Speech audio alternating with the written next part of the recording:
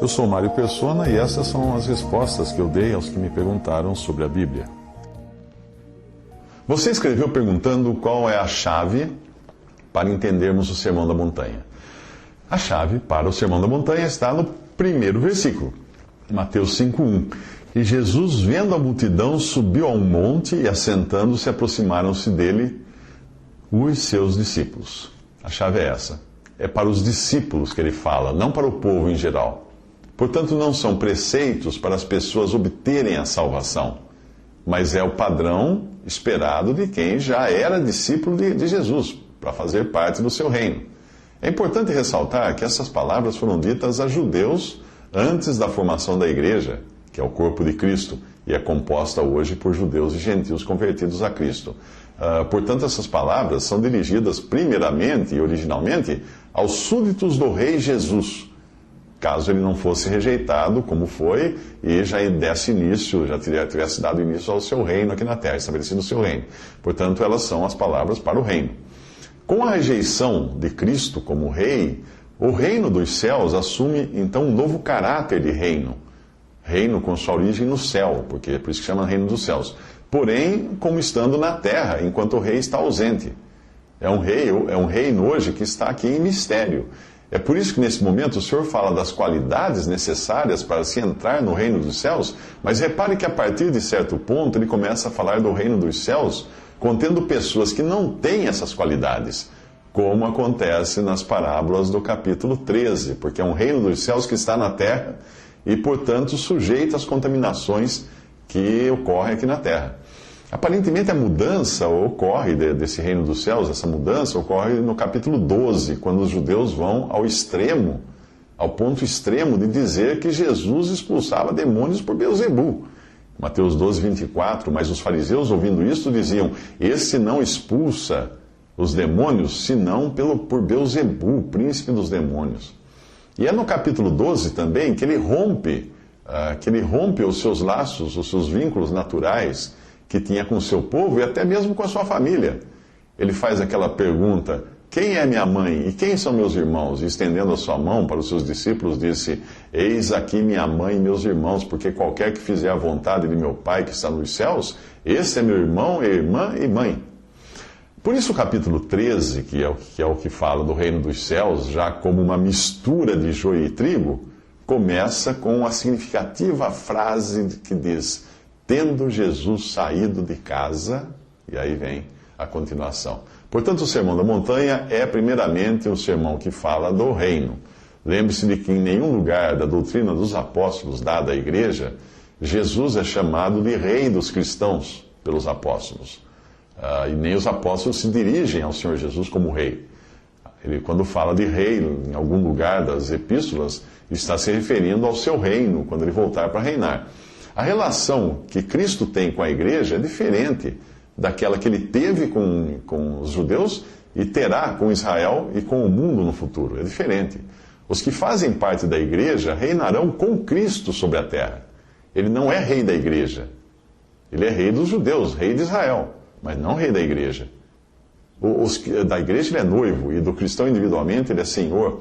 Os que estiverem na terra durante o reino milenial de Cristo, estes sim estarão sob a regência de Jesus. Para esses, Jesus será rei.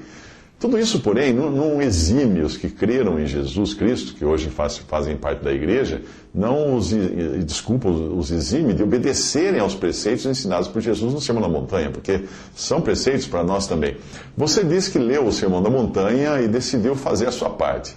Pois se todos fizessem o que está ali, o mundo seria melhor. Não é esse o objetivo do Sermão da Montanha. Porque o mundo jaz no maligno, o Senhor Jesus falou.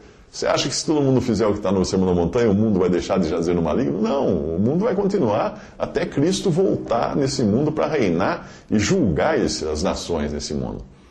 Nada que os homens façam vai impedir que venha juízo sobre esse mundo. Esse mundo já está reservado para juízo. Se o cristão, individualmente, procurar se comportar segundo o padrão que o Senhor ensinou, isso é porque ele está nesse mundo para representar o Senhor Jesus. Jesus está no céu por nós e nós estamos na terra por Ele nesse exato momento. Mas não é para mudar o mundo e nem melhorar o mundo que o cristão deve seguir os preceitos que estão no Novo Testamento. No momento presente, o Sermão da Montanha traz preceitos válidos para todos os que professam estar sob a autoridade e senhorio de Jesus. Embora o reino seja dos céus em origem, né, e não da terra, e embora o rei esteja ausente nos céus, o reino, mesmo assim, está hoje em mistério na terra.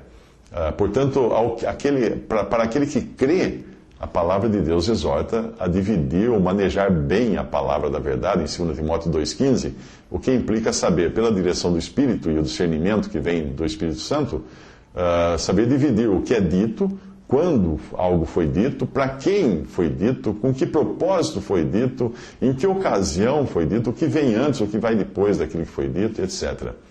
Um cristão não poderia levar ao pé da letra tudo o que está no Sermão da Montanha, porque existem detalhes ali que são específicos para os judeus. Por exemplo, Mateus 5,22, que nos fala do Sinédrio.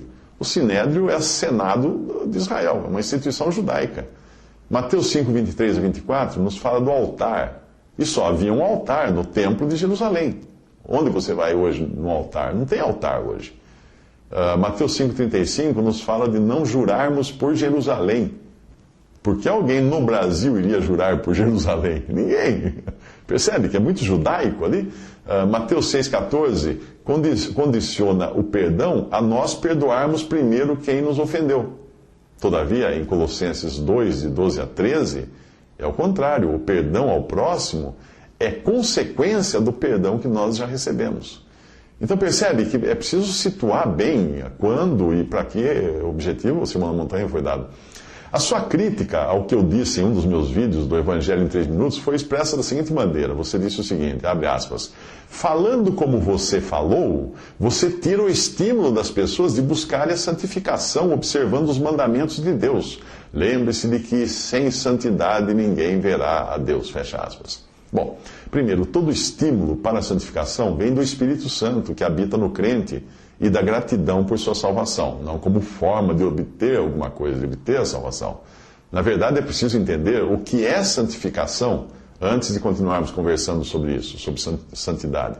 A santidade posicional e absoluta, o crente recebe quando crê em Cristo, porque sem ela ninguém verá a Deus mesmo. Isso Paulo explica em Coríntios.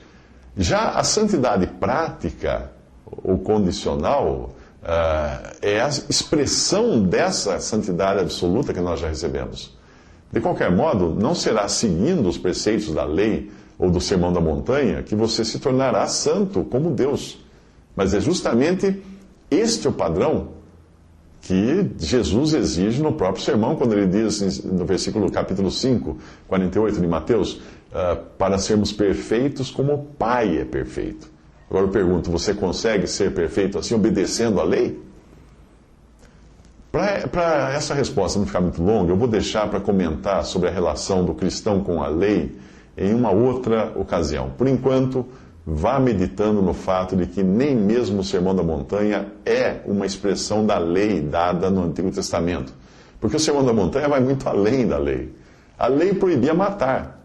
O Senhor proíbe até pensar em matar. A lei proibia adulterar. O Senhor proíbe até pensar em adulterar.